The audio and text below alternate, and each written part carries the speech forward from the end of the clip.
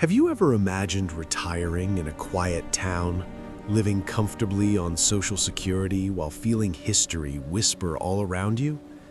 In these 5 haunted U.S. towns, life moves slowly. The air is thick with stories, and every creaking floorboard or shadowy corner has a tale to tell. It's not just about ghosts, it's about real people who've made these towns home, balancing affordability with a deep sense of past lingering in every street. Come with me and feel it for yourself. If you're enjoying this journey, don't forget to like this video and subscribe to Traveling Guide Hub for more amazing adventures. 1. Bisbee, Arizona, United States. I arrived in Bisbee, Arizona on a quiet afternoon, driving down the winding road that drops into the town like a secret. The first thing I felt was not fear, but calm. The hills were close, the air was dry, and the old buildings looked tired in an honest way, like they had lived full lives. I checked into a small historic hotel near Brewery Gulch, the kind of place where the floors creak when you walk, not because it is broken, but because it remembers. That evening, I walked the streets alone. Bisbee is small, and everything feels close. Old mining houses climb the hills, stacked one above another. Locals I met at a cafe told me many retirees live here because rent is still manageable and life moves slowly. One older man said he lives on Social Security and has no reason to leave. He smiled when I asked about ghosts and said, "You'll feel it yourself." Later that night, back in my room, I sat near the window, listening to the quiet. Around midnight, I heard footsteps in the hallway outside my door. Slow, steady, very clear. I assumed it was another guest, but when I opened the door, the hallway was empty. No voices, no movement, just that deep silence old buildings have.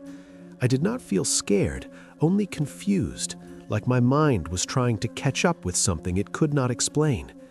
The next morning, I visited an old mine tour. Standing underground, I felt how hard life once was here.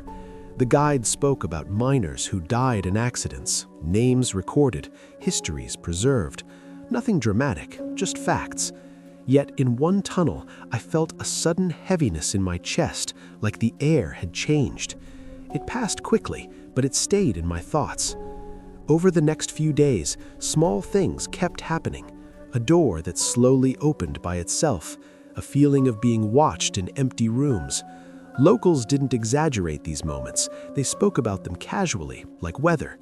To them, Bisbee is not a haunted attraction. It is simply a town that remembers its past. When I left Bisbee, I realized why people stay. It is affordable, yes, but more than that, it feels alive. Not in a scary way, but in a human way. History is not locked in books here. It walks beside you, quietly, asking only that you notice it. 2.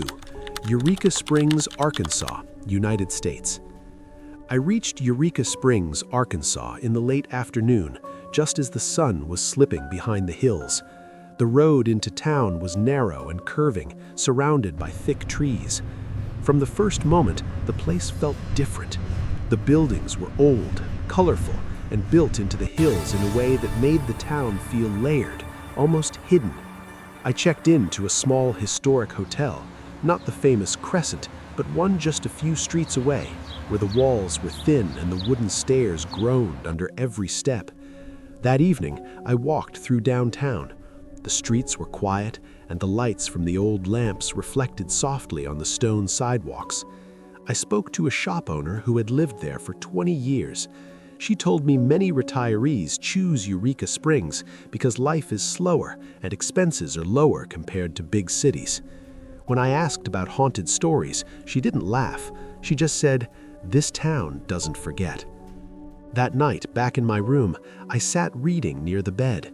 Around 2 a.m., I heard what sounded like a chair being dragged across the floor above me. The sound was clear and heavy. I assumed someone was awake upstairs, but earlier I had been told the room above was empty. I waited, listening. The noise stopped suddenly, leaving an uncomfortable silence. My heart was beating fast, not from fear, but from the strange feeling of being awake in a place that felt older than my thoughts. The next day, I visited the Crescent Hotel. I didn't go for a ghost tour. I just walked the halls slowly.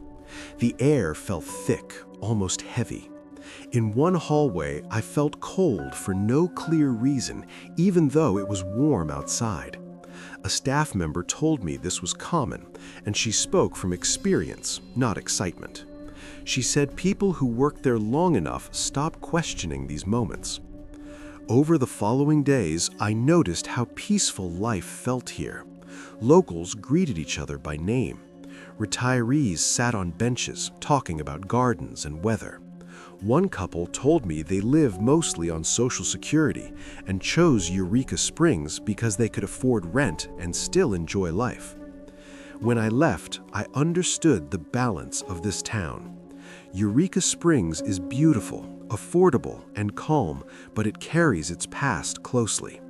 The stories are not forced. They live quietly in the walls, the hills, and the silence between footsteps. 3. St. Augustine, Florida, United States. I arrived in St. Augustine, Florida early in the morning when the streets were still quiet and the air smelled of the ocean. Walking through the old town felt like stepping into another time. The buildings were low and historic, made of stone that had clearly seen centuries pass. I remember thinking how strange it felt that people still live normal lives in a place this old, going to work, buying coffee, retiring, while history sits right beside them. I stayed in a small historic inn not far from the old city gate. The owner told me many retirees choose St. Augustine because Florida has no state income tax, which helps people living on Social Security. He spoke calmly, like someone who had said these words many times. When I asked him about haunted stories, he paused for a second, then said, "You'll probably notice things on your own." That night, after dinner, I walked along St. George Street. Tourists slowly disappeared and the street became quiet. As I passed an old colonial building, I suddenly felt cold, even though the night was warm and humid. It wasn't dramatic, just a sharp change, like walking through invisible mist. I stopped without realizing it, my thoughts racing, trying to find a logical reason. Back in my room, I struggled to sleep. Around 1 a.m., I heard soft knocking, slow and steady, coming from inside the wall near my bed. I waited, holding my breath, thinking it might be pipes, but the sound had a rhythm, like someone gently tapping. When it stopped, the silence felt heavy. I didn't feel terrified, just deeply unsettled, like the building itself was aware of me. The next day, I visited Castillo de San Marcos. Standing inside the fort, touching the cold stone walls, I felt how real the suffering had been here. Soldiers, prisoners, lives lost. A guide mentioned that visitors often report strange feelings, sudden sadness, or pressure in their chest. As he spoke, I realized I had felt the same thing without being told. Over the next few days, I met retirees walking along the waterfront, relaxed and unhurried. One woman told me she lives modestly on Social Security and loves the sense of history around her. She said, "You don't feel alone here, even when you are." When I left St. Augustine, I understood her words. This city is affordable for some, peaceful on the surface, but deeply alive underneath. Its ghosts don't shout, they whisper, reminding you that the past here never truly left. 4. Galena, Illinois, United States. I arrived in Galena, Illinois on a cool morning, the kind where the air feels clean and quiet. Driving into town, I noticed how well the old buildings were preserved. Brick storefronts lined the main street, and the hills wrapped around the town like they were protecting it. It didn't feel like a tourist spot at first. It felt lived in, calm, real. I checked into a small historic inn just off Main Street. The owner greeted me by name and asked where I was from. When I told her I wanted to experience the town, she smiled and said, "Take your time here. Galena works best when you slow down." She mentioned that many retirees choose Galena because life is simple and housing outside the main tourist area is still affordable. Nothing felt rushed, not even the conversation. That evening, I walked through the quiet streets. As the shops closed, the town changed. The lights softened and footsteps echoed more clearly. Passing an old brick building, I suddenly felt uneasy, like I was being watched. I stopped and looked around. No one was there. The feeling didn't scare me, but it stayed with me, following me back to the inn. Later that night, lying in bed, I heard a soft knocking sound. 3 taps, slow and gentle, coming from the wall near the window. I waited, thinking it might be branches or old pipes, but the sound came again, the same rhythm. When I finally sat up, it stopped.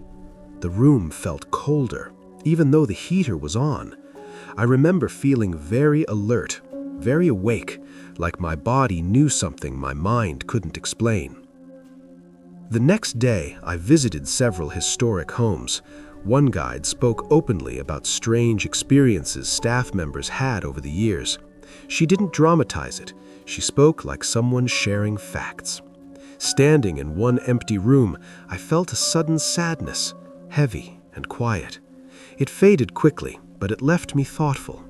Galena's past felt close, not hidden. Over coffee, I spoke with an older couple who had retired there. They told me they live on Social Security and chose Galena because it felt safe, peaceful, and manageable.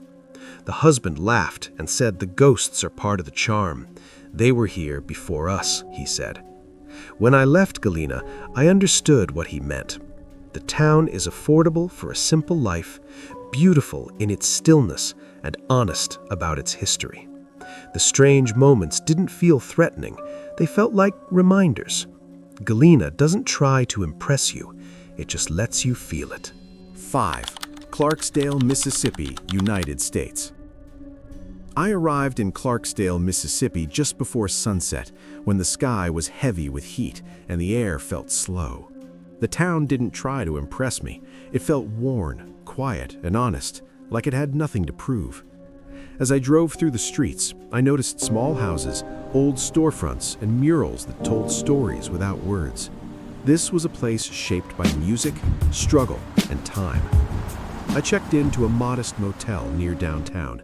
Nothing fancy, just clean and affordable. The man at the desk asked where I was from and nodded when I said I wanted to explore the town. He told me many retirees live here because rent is low and life is simple. When I asked about strange experiences, he looked at me for a long second and said, "This town has a lot of voices." That evening, I walked toward the famous crossroads area. The streets were mostly empty, and the silence felt thick. Standing there, I felt a strange pressure in my chest, like the air itself was heavy with memory. I thought about the stories of musicians who lived hard lives here, some dying young, some disappearing into legend. It didn't feel scary. It felt emotional, like sadness mixed with pride. Later that night, back in my room, I lay awake listening to distant sounds. Around 3 a.m., I heard faint music, not loud, not clear, just a soft guitar-like sound, drifting and then fading. I sat up, trying to figure out where it was coming from. The room was still. Outside was still.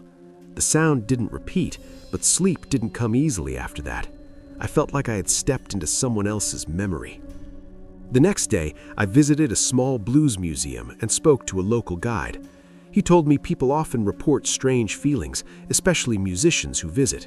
He said some feel inspired, others feel overwhelmed. As he spoke, I realized Clarksdale doesn't separate the past from the present. Everything blends together here. I spent the afternoon talking to locals sitting outside their homes. One older woman told me she lives on Social Security and has no plans to leave. "It's quiet," she said, "and it's home." She mentioned strange noises at night, but shrugged them off like they were normal. When I left Clarksdale, I carried a heavy feeling with me. Not fear, but respect. This town is affordable, slow, and real, but it holds deep emotional weight. The haunting here isn't about ghosts you see, it's about voices you feel. Clarksdale doesn't scare you, it stays with you.